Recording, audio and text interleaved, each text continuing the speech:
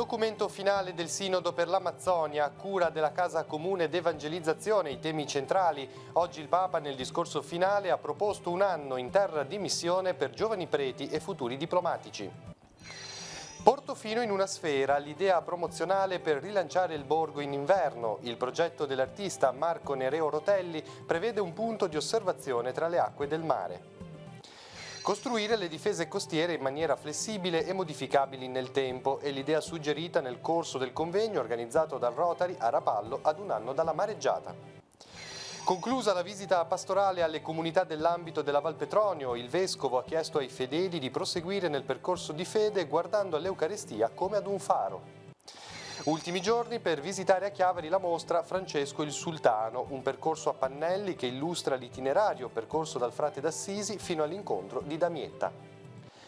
Sport, Ascoli ancora una volta fatale per la Virtus Entella, biancocelesti sconfitti 2-1 nonostante il buon possesso palla, espulso per proteste l'allenatore biancoceleste.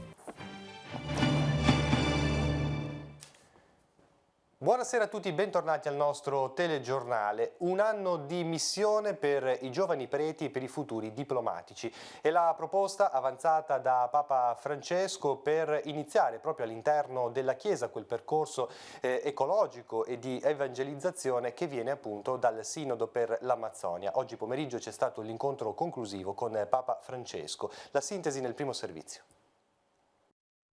È un testo che si innesta in un momento di emergenza ecologica in cui è necessario agire e non più rimandare. Il documento finale del Sinodo per l'Amazzonia non chiede solo di preservare la regione, ma invita ad avere cura della salute del pianeta, qualcosa di cui la Chiesa è consapevole.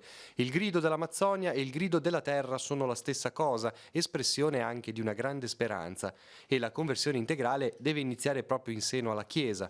Oggi, nel suo discorso conclusivo, il Papa ha formulato una proposta: far compiere almeno un anno in terra di missione ai giovani candidati al sacerdozio e a chi vuole svolgere il servizio diplomatico nella Santa Sede. Francesco ha sottolineato che il tirocinio non va svolto alla nunziatura, ma al servizio di un vescovo in terra di missione. Un requisito importante affinché ci sia maggiore zelo apostolico. Inoltre, Francesco ha proposto di aprire una sezione amazzonica nel Dicastero per la promozione dello sviluppo umano integrale. E poi un'ultima indicazione da parte del Papa: assumere nuove persone e aumentare il lavoro della commissione di studio per il diaconato femminile. Bisogna riflettere su cosa significhi il ruolo della donna nella Chiesa, ha detto il Papa. Spesso pensiamo solo alla parte funzionale, ma il suo compito va molto oltre, ha aggiunto, citando come esempio il ruolo della donna nella trasmissione della fede e della cultura. Infine, sono 13 i membri del Consiglio che procederà all'attuazione delle indicazioni del Sinodo. Sono stati votati a maggioranza assoluta. I loro nomi rappresentano i paesi principali che costituiscono la regione panamazzonica. 4 provenienti dal Brasile, 2 dalla Bolivia, 2 dalla Colombia, 1 dalle Antille, 1 dal Venezuela e 1 dall'Ecuador. Ai membri eletti se ne aggiungeranno poi altri 3 di nomina pontificia. Continuiamo a parlare del Sinodo. Tra i padri sinodali ci sono anche 2 vescovi colombiani facenti parte della famiglia dei missionari della Consolata. Come sapete, a Cavi di Lavagna c'è una struttura dei missionari della Consolata. Ebbene, nei giorni scorsi i 2 vescovi sono stati in visita al nostro territorio, li abbiamo intervistati. 21 giorni di lavoro, confronto, discussione, mossi da un'intenzione ben precisa: portare all'attenzione del mondo regioni periferiche, ma non per questo meno importanti ed integrate con altre realtà. Papa Francesco ha voluto un sinodo speciale per tutta l'area panamazzonica, dal quale emergono i primi frutti. Emergono degli spunti molto importanti come riscoprire i ministeri che a volte come Chiesa sono stati dimenticati, i ministeri al servizio della Chiesa, i ministeri che i laici devono prendersi e approfittare per aiutare a crescere la Chiesa. Un altro elemento importante sulla metodologia del lavoro è stata la sinodalità. Sentirci Chiesa che ascolta, sentirci Chiesa che si mette anche all'ascolto delle persone, dei popoli, delle comunità, e non soltanto ascolta ma anche che cerca nuovi cammini per così fare più viva e più efficace l'evangelizzazione. Evangelizzazione e cura della casa comune, due aspetti approfonditi nella consapevolezza che le risorse naturali non sono illimitate. No, il Papa ci ha ricordato, guardate, sono limitate e dobbiamo avere conto che i poveri e la terra grida perché non resiste più uno stile di vita come quello che stiamo portando avanti in tutto il mondo, in un'economia dello sfruttamento. Anche su questi temi è emersa una crescente sensibilità che va accompagnata da un'adeguata opera evangelizzatrice. Dobbiamo curare, dobbiamo proteggere, dobbiamo sostenere un livello di vita diverso e poi il lavoro di portare il Vangelo di Gesù Cristo al cuore di tutti noi, che ci porti a un vero cambiamento di vita. Cambiamo tema, veniamo sul nostro territorio e andiamo a Portofino, che cerca di rilanciarsi a livello turistico. Cercando di coinvolgere tutto il territorio, ha deciso di mettere in campo un progetto di promozione suggestivo e unico al mondo e che sicuramente farà parlare di sé. Il tema è stato trattato in un incontro con i commercianti, ne parliamo in anteprima, vediamo. Una grande sfera luminosa di quasi 3 metri di diametro, incastonata nel cuore della baia di Portofino, da raggiungere con una passeggiata sull'acqua sospesa tra i due moli e dalla quale osservare il borgo, ridisegnato con giochi di luce e una prospettiva nuova, suggestiva e unica. Si chiamerà Mondo Terracqueo, è così che la Perla del Tiguglio vuole richiamare visitatori e turisti durante la prossima stagione invernale. Un progetto artistico firmato da Marco Nereo Rotelli, già protagonista con i suoi giochi di luce in Italia e in tutto il mondo. Se tutto andrà bene e se saranno recuperate le risorse necessarie per dare avvio al progetto, l'intenzione dell'amministrazione comunale è di partire l'8 dicembre in occasione dell'accensione dell'albero di Natale, per proseguire poi fino a tutto dopo il Capodanno. Luce e sostenibilità ambientale saranno i fili conduttori di un progetto di valorizzazione del borgo da esportare poi in tutto il mondo. Un progetto molto importante da far vivere sul Tiguglio nei periodi invernali per attirare gente e nei periodi di massima stagione invece mandare questa sfera, che sarebbe un po' la conclusione del globo del Tiguglio di Portofino, che racchiude dentro i segreti bellissimi del nostro territorio, mandarlo nei periodi invece di alta stagione, mandarla nel mondo a fare pubblicità per il nostro territorio. Quello invernale è un periodo tradizionalmente di bassa stagione dal punto di vista turistico per il comprensorio. Portofino con questo progetto vuole provare a far vedere che può non essere così, chiamando alla collaborazione tutte le diverse realtà del territorio e mettendo al centro arte, cultura e ambiente. L'idea di sfruttare comunque il monte di Portofino e cercare di dare a questo monte una definizione, una pulizia, una messa in sicurezza dei sentieri, che l'ho trovato purtroppo in questo inverno scorso, che io purtroppo non andavo molto sul monte, l'ho dovuto frequentare anche per emergenza. Mi sono promesso di cercare di lavorare per migliorare questo parco, che è una risorsa enorme per tutto il Tiguglio. Abbiamo un'area marina dove si può andare anche a fare sport d'inverno, come che può essere la vela, può essere il windsurf, tante cose. Perciò c'è un'unione del territorio con i sindaci per cercare di far vivere, e la regione che fa da capofila, per far vivere il Tiguglio 12 mesi all'anno. Grande partecipazione di cittadinanza e forze politiche oggi al convegno organizzato dal sindaco di Maisana Alberto Figaro sul futuro della strada statale 523, che rappresenta la naturale congiunzione tra Sestri Levante e il Tiguglio con l'Alta Val di Vara e il Parmense. Presenti i sindaci dei comuni interessati, consiglieri regionali e parlamentari. L'incontro, come vedete anche dalle immagini, ha rappresentato l'avvio di un nuovo confronto per giungere ad un impegno fattivo e concreto. Costituire cioè un comitato permanente che, in accordo con ANAS e Ministero delle Infrastrutture e dei Lavori Pubblici, sviluppi un piano per realizzare almeno una serie di interventi di miglioria e di rettifica del tracciato della strada, rimasto pressoché invariato dagli inizi del 1800. Pur consapevoli delle priorità oggi presenti sul territorio ligure, i sindaci dell'Alta Val di Vara e del Parmense ribadiscono che il futuro della statale deve essere valutato come una necessaria opportunità di sviluppo. Ne parleremo ancora nelle prossime edizioni dei nostri telegiornali. Ora cambiamo tema: mareggiate più frequenti, con onde più basse ma più potenti e soprattutto con venti che arrivano da direzioni diverse rispetto a quelle cui siamo abituati. È lo scenario che si prospetta per il futuro a medio termine. A dirlo gli esperti intervenuti questa mattina al convegno organizzato dal Rotary Club Rapallo Tiguglio ad un anno dalla mareggiata. 2 le strade che occorre intraprendere: costruzioni costiere adeguate e una grande attenzione al sistema di protezione civile. Ce ne parla Emanuela Castello. Che il livello del mare si sia alzato è assodato, che le mareggiate continueranno ad esserci è altrettanto certo, così come è certo che eventi di portata distruttiva in Liguria ci siano sempre stati e abbiano generato la sua bellezza.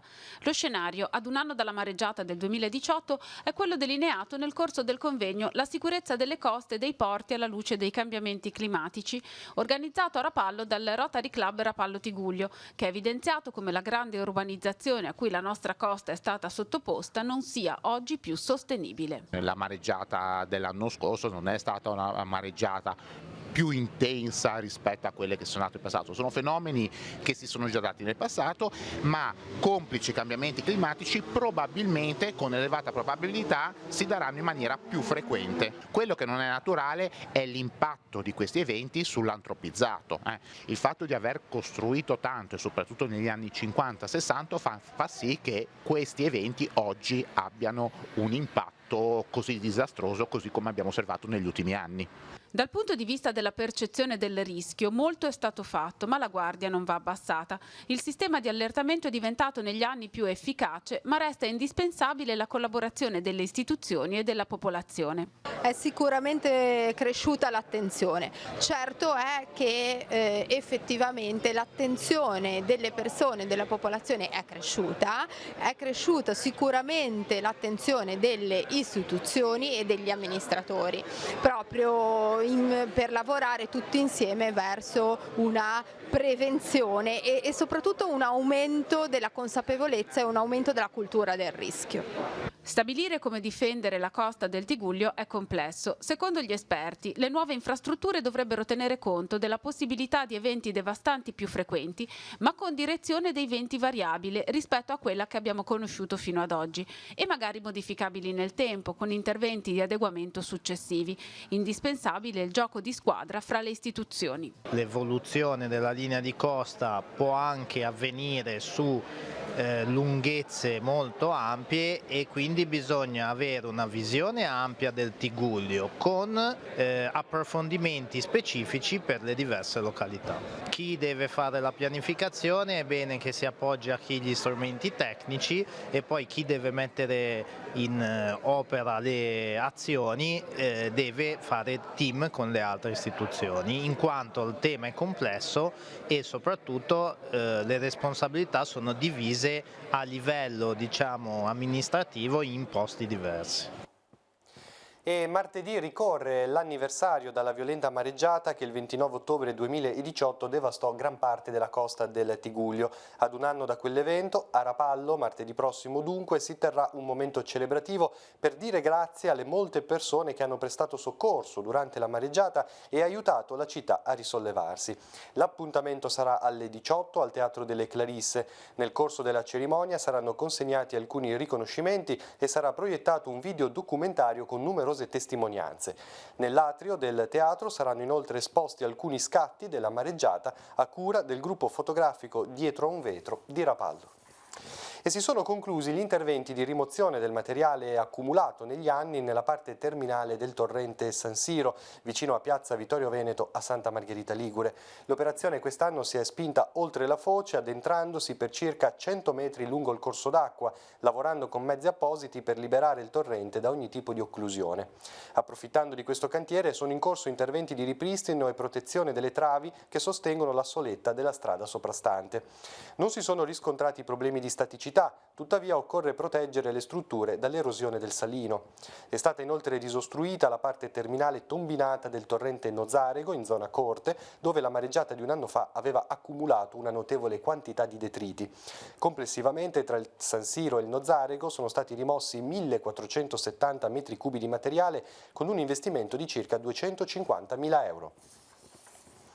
Anche Telepace tornerà a parlare della mareggiata di un anno fa. Lunedì, in occasione della trasmissione Direttamente Su, torneremo infatti nei comuni colpiti dalla mareggiata per cercare di capire che cosa è stato fatto e cosa ancora manca. Come sempre Direttamente Su in onda a partire dalle 21:10 sul canale 15 di Telepace. Tutta Casarza Ligure si è riunita questo pomeriggio per la cerimonia di intitolazione di via Giuseppe Stagnaro, sindaco dal 1964 al 1993, figura di rilievo per l'impegno e la dedizione con cui si è messo a servizio del comune, divenendo un protagonista rilevante dei processi sociali e culturali che hanno fatto di Casarza un comune dal volto umano. La giornata è iniziata a Villa Sottani, se vedete le immagini, con un momento dedicato al ricordo dell'ex sindaco, in cui sono stati raccontati alcuni aneddoti e gli insegnamenti che Giuseppe Stagnaro ha saputo dare con il suo esempio. Scoperta poi la targa nell'ex traversa di via Niccolò Sottanis, ora ufficialmente via Giuseppe Stagnaro sindaco. Presente la famiglia, le istituzioni politiche, religiose e militari della Val Petronio e un nutrito numero di cittadini. L'intitolazione della via è avvenuta su proposta dell'ora consigliere comunale Claudio Muzio, accolta all'unanimità dal Consiglio e avvenuta oggi dopo gli adempimenti amministrativi necessari. Nei prossimi telegiornali torneremo anche su questo servizio. Adesso torniamo alle informazioni religiose della nostra diocesi. Con l'assemblea d'ambito di tutte le parrocchie si è conclusa la visita pastorale del Vescovo alla Val Petronio. Monsignor Tanasini ha incontrato i fedeli nel Salone di Francolano, dove ha lasciato alcune consegne. Sentiamo. Continuare a portare avanti il percorso di fede condiviso tra le comunità, guardando l'Eucarestia come faro in grado di illuminare il cammino e così facendo fare esperienza di vera Chiesa. È stata la partecipata assemblea di tutto l'ambito pastorale della Val Petronio a concludere la visita pastorale del Vescovo nelle 16 parrocchie di un territorio che va dal Colle di Velva sino alle spiagge di Moneglia. Qui Monsignor Tanasini ha rinnovato l'appello a vivere la fede all'interno delle diverse realtà, portando però avanti un cammino di condivisione e di comunità pastorale. Un momento molto importante di crescita e di grazia per le nostre comunità, perché attraverso questa esperienza ci si conosce, si mettono a confronto le nostre idee con quelle delle altre parrocchie, si segue il consiglio del nostro Vescovo che come pastore è sempre una parola molto importante, dice, per le nostre comunità. Il fatto di potersi incontrare, di condividere delle esperienze, di ritrovarsi insieme, anche la possibilità di incontrare il Vescovo più da vicino, perché magari non ci sono così tante poi occasioni di incontrarlo proprio nelle nostre comunità così piccole, diciamo, ecco, normalmente non abbiamo tante occasioni. Mi ha colpito la possibilità di camminare insieme con tutte le comunità di Francolano, di Casarza, di Moneglia, cioè mi piace far parte di tutte queste persone perché mi danno tanto. Tutte le comunità si ritroveranno poi domani mattina al santuario di Nostra Signora della Guardia di Velva. Qui il Vescovo presiederà la celebrazione dell'Eucarestia alle 11 in un luogo molto amato dagli abitanti della Val Petronio. Sarà un modo di portare ai piedi di Maria i frutti della visita pastorale e condividere ancora una volta il cammino di fede insieme. Ultimi giorni per visitare a Chiavari la mostra Francesco il Sultano, l'incontro sull'altra riva, allestita all'Auditorium San Francesco. Ancora domani sarà aperta al pubblico dalle 15 alle 19:30, dal lunedì sarà trasferita a Rapallo, dove sarà visitabile nella succursale delle Clarisse del liceo Davigo Nicoloso. Siamo andati a visitarla.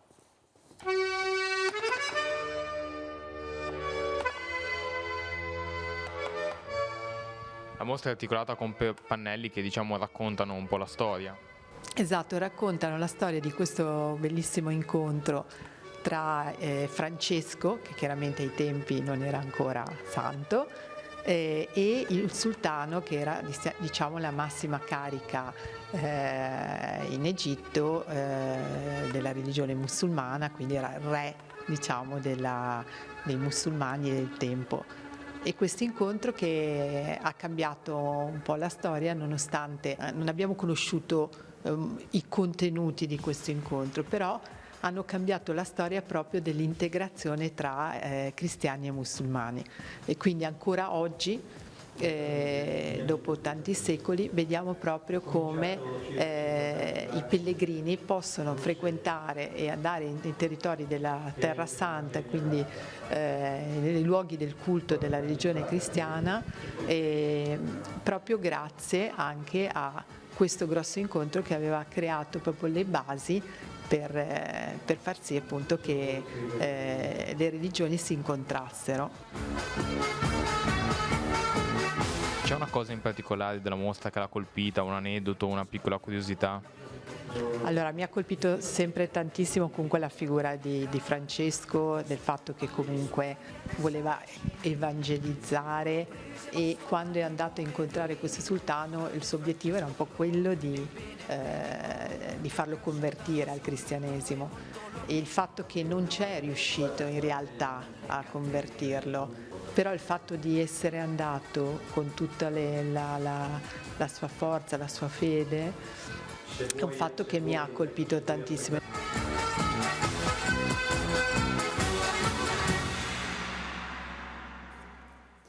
La mostra si inserisce nel percorso di formazione al dialogo interreligioso organizzato dalla diocesi nell'800° anniversario dall'incontro tra San Francesco con il sultano Malik al-Kamil. Ieri sera all'Auditorium San Francesco di Chiavari è stato ospitato sul tema un incontro a due voci tra frate Lorenzo Raniero, docente allo studio teologico San Bernardino di Verona, e Izzedine El-Zir, imam di Firenze. L'incontro, ripreso da Telepace, sarà proposto domani sera alle ore 21:10 sul canale 15 di Telepace. Ecco, state vedendo le immagini di questo momento di confronto a due voci, lo ripeto, tra frate Lorenzo Raniero e Izzedine El-Zir, l'imam di Firenze.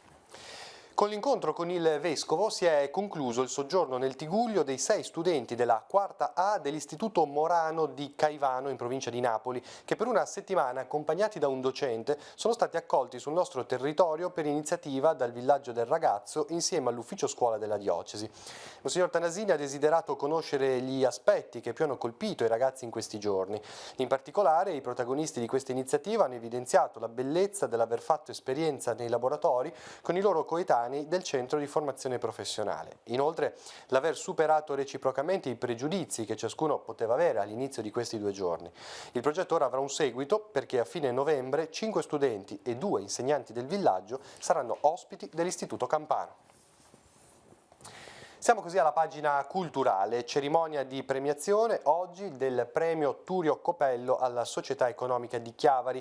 La commissione ha riconosciuto il lavoro in campo artistico e artigianale di 2 personalità che vivono sul territorio, la restauratrice e decoratrice Roberta Poggi e la pittrice Claude Jammet. Quest'anno inoltre sono stati assegnati 2 premi alla carriera, al cameraman Tito Mangiante, che vedete nelle immagini, e all'artista Giacomo Giuffra. Come sempre, sala gremita per l'iniziativa. Proseguiamo con gli aspetti culturali. Prima degli appuntamenti ricordiamo un appuntamento per domani. I volontari del circolo Legambiente Cantiere Verde Tigullio andranno a bonificare un tratto di bosco in località Sanguineto a Chiavari. Questo nell'ambito dell'iniziativa Puliamo il Mondo. Lo faranno appunto domani con il ritrovo alle 8:30 davanti alla chiesa di San Pier di Canne. Il bosco in questione risulta deturpato da una discarica di rifiuti domestici gettati già negli anni '80. Tutti possono partecipare. Guanti, sacchi e assicurazione saranno garantiti grazie ad un contributo del Comune di Chiavari. Ora sfogliamo l'agenda di Telepace per vedere gli appuntamenti per domani.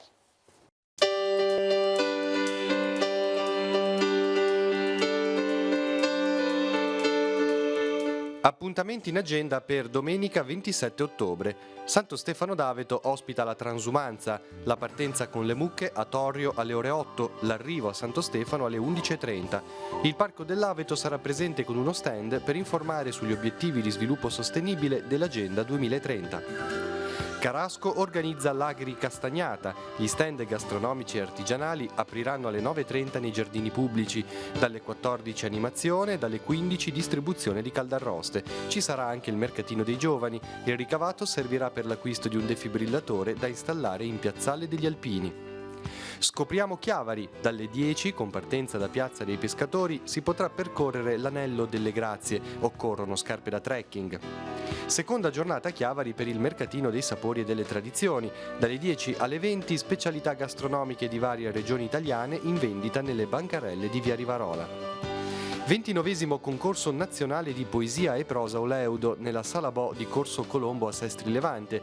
Cerimonia di premiazione anche per il secondo premio di fotografia.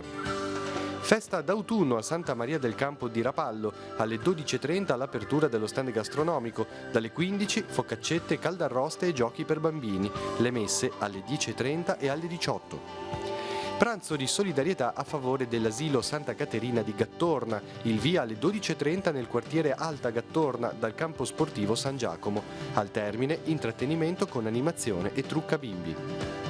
Distribuzione di castagne e frittelle dolci in piazza Innocenzo IV a Lavagna, l'inizio alle 14:30. L'iniziativa è promossa dall'associazione L'Agorà.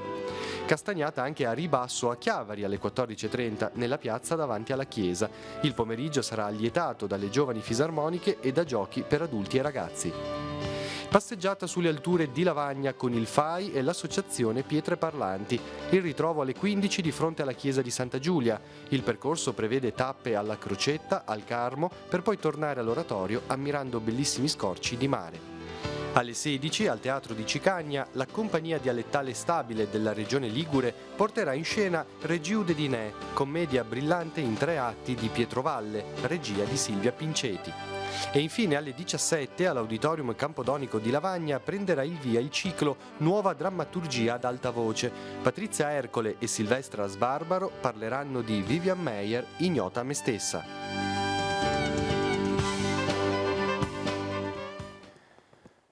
Tradizionale castagnata anche nella casa dell'Anfas a San Michele di Pagana. Per l'occasione, oltre agli ospiti della struttura, ci saranno parenti, amici e conoscenti. Il DJ Luca Storace dei Buio Pesto curerà l'animazione musicale. L'appuntamento è per lunedì 28, l'inizio alle 14. Ora allo sport, iniziamo dalla pallanuoto. La Pro Recco fa poker di vittorie in campionato e resta a punteggio pieno in vetta alla classifica di A1 maschile. Vittima della quarta giornata è la Canottieri Napoli, battuta oggi a Sori 26-5 con 10 gol di Figlioli. E adesso il calcio, parliamo della Virtus Entella che ad Ascoli ha rimediato una nuova sconfitta, 2-1 il risultato finale per i padroni di casa. La sintesi con Andrea Capitani.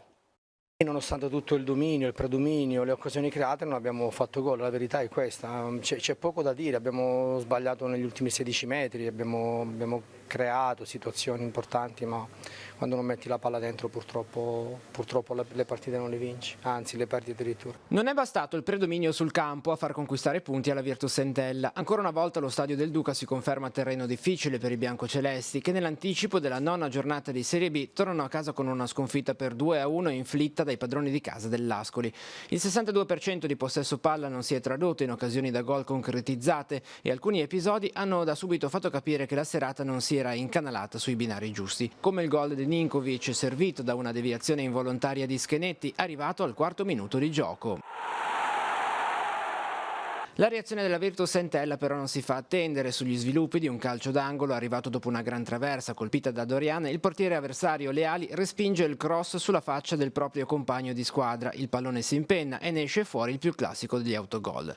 La doccia fredda e il gol che chiuderà la partita arrivano però pochi minuti dopo. Una fulminea ripartenza dei marchigiani con l'Entella un po' sbilanciata vede da Cruz svincolarsi dalla marcatura di Adorian e in superiorità numerica porgere ad Ardemagno un gol difficile da sbagliare. I ragazzi di Boscaglia però non ci stanno ed è proprio da un episodio dubbio in area, uno scambio tra Moncoso e Del Duca concluso debolmente da quest'ultimo, che le proteste dalla panchina del mister biancoceleste si tramutano in una nuova espulsione del tecnico che negli spogliatoi a fine partita fa sentire la sua voce. Si buttano gli allenatori fuori con troppa facilità, addirittura il secondo rosso diretto, una munizione poteva bastare e invece secondo me dobbiamo un po' alzare la voce perché così non va bene per me, non va bene anche per tutti i miei colleghi, perché buttare fuori un allenatore è una cosa gravissima secondo me, molto grave, perché comunque diamo un esempio sbagliato ai giocatori, diamo un esempio sbagliato a tutti quelli che ci guardano, ma anche agli arbitri stessi diamo un esempio sbagliato e io non sono così, io non sono da 2 espulsioni nelle ultime 3 partite, io non mi sento assolutamente così. Nella ripresa il copione della partita non cambia, tanto gioco da parte della Virtus Entella che però non riesce a sfondare la difesa avversaria. Al 74esimo da segnalare un gol annullato a De Luca che colpisce di spalle e per questo viene ammonito. Con la vittoria l'Ascoli sale al 3° posto in classifica, i ragazzi di mister Boscaglia fermi a 12 punti esattamente a metà classifica. Martedì arriva a Chiavari il Cosenza che si troverà davanti la voglia di riscatto dei biancocelesti. Bene, siamo giunti al termine del nostro telegiornale. Vi ricordo soltanto che questa notte torna l'ora solare. Alle 3 le lancette dovranno essere spostate indietro di 60 minuti. Guadagneremo un'ora di sonno in più, ma le giornate saranno più brevi.